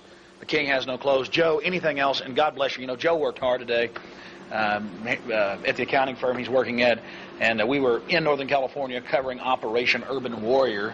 Oh my gosh! And we called Joe up, and he met us right after work here at this little restaurant. Joe, any other points? Again, just don't let people be painted with a broad brush where you're scared into not listening to what they have to say. DV Kidd, Bill Benson, Bill Conklin, Jack McLam, and many, many others are fine people, and they really have seen the very ugly underside of certain portions of our government. And I'm not anti-government. I'm not anti-tax. Alex is not. None of the people are. Yeah, they are anti-corruption, though, and I'm anti-corruption, and. Well, that's the sad part. You sit there and you try to talk about corruption, police running drugs, which we talked about, election fraud. Remember that at the county? And then it comes out it's true months after we bring it out and nothing's done. We're denied, being on the committee. We get called anti-government, black helicopter people, all the rest of this stuff. And it's only because, well, number one, I get a thrill out of standing up against corruption. I think that's the same thrill you got. I mean, it feels good, and I guess it did feel bad to find out that you'd been led along. That's the reason I took the job. I could use my financial skills to find the fraud, to chase after the bad guys who don't actually get their fingers dirty with the crime. But the money ends up flowing, and you follow the money. The puppet masters that create the havoc. And that's, you find who's running the show when you follow the money. Joe's got a website, and you can get all the information that was inside his brief that he wrote to his superiors, pretty much calling for a criminal investigation of the system. And what's your website again, Joe? The website is www.freedomabovefortune.com. That's all one word, freedomabovefortune.com. Freedomabovefortune.com. And again,